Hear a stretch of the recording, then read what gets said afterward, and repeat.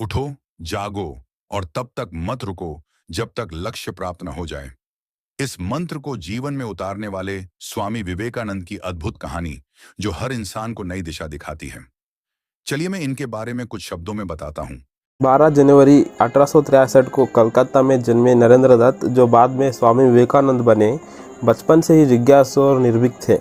उनके पिता विश्वनाथ दत्त एक वकील थे, जबकि उनकी माता भुवनेश्वरी देवी धार्मिक और विद्वान महिला थी। नरेंद्र के मन में आध्यात्मिक और दार्शनिक प्रश्न उड़ते रहते थे और वे अक्सर सोचते थे, क्या भगवान का अस्तित्व है? ईश्वर की अस्तित्व को समझने के लिए उन्होंने कई संतों से मुलाकात की, लेकिन संतोषजनक उत्तर नहीं मिला। अंततः वे दक्षिणेश्वर में रामकृष्ण परमहंस से मिले। जब नरेंद्र ने उनसे पूछा, क्या आपने भगवान को देखा है? तो रामकृष्ण ने उत्तर दिया, हाँ। पहले नरेंद्र संदेह में थे, लेकिन धीरे धीरे उन्हें विश्वास हुआ कि रामकृष्ण सच्चे गुरु है।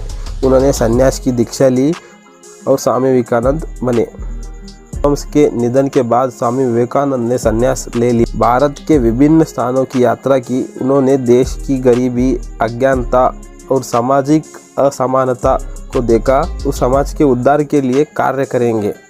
1893 में वे अमेरिका के शिकागो में विश्व धर्म महासभा का प्रतिनिधित्व करने पहुंचे। उनके ऐतिहासिक भाषण की शुरुआत मेरे अमेरिका की भाई और बहनों से हुई।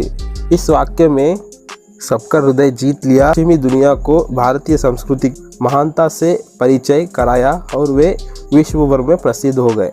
विदेश से लौटने के बाद स्वामी विवेकानंद ने रामकृष्ण मिशन की स्थापना की, जिसका उद्देश्य और समाज सेवा था।